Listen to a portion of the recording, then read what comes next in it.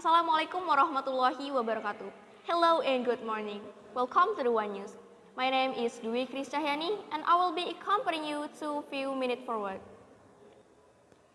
In 2002, the government built the coastal wall to avoid from steady sinking of the land under the city and steady rising of the sea. But just 5 years later, in 2007, the wall proved no match for the worst floods in Jakarta's modern history. Driven by downpour, caused river to overflow and turning nearly 60% Jakarta areas to be flooded.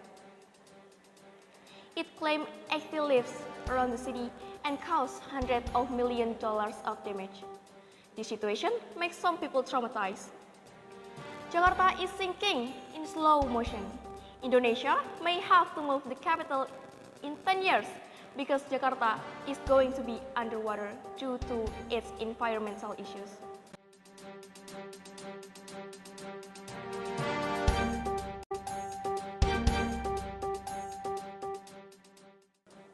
According to the World Economic Forum, Jakarta is one of the world's fastest disappearing cities. Then, what's being done to save the city from a looming disaster? In its 2019 special report, the IPCC highlighted the need to build infrastructure like seawall to protect the coastal areas. Nevertheless, the government should develop this plan carefully by considering the actual risk data as well as ensuring public participation to reduce social conflicts. Jakarta has come up with $222 million project. It's called National Capital Integrated Coastal Development. One of the projects is construction of a giant seawall to protect the city from seawater. But to fully protect the city, we need a dike which covers about 16 kilometers. As an addition to the seawall, there was also other option to increase resiliency, is to rely on the natural buffers such as mangrove.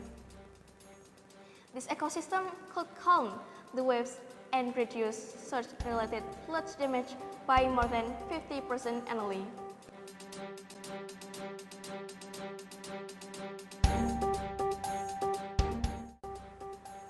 However, the remaining this ecosystem in Jakarta is located in Angke. Almost 93% by 291.17 hectares of mangrove has been destroyed by infrastructure. Restoration of this ecosystem is needed to counter the rising sea level in certain areas. The following news is about Norwegian Minister of Climate and Environment, Espen Barth Eide, has voiced support for Indonesia's role in climate action.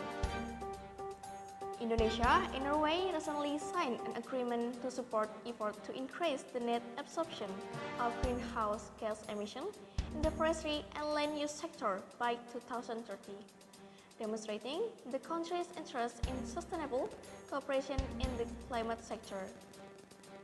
A memorandum of understanding on partnership in supporting Indonesia's effort to reduce greenhouse gas emissions from forestry and other land use was signed on 12 September 2022.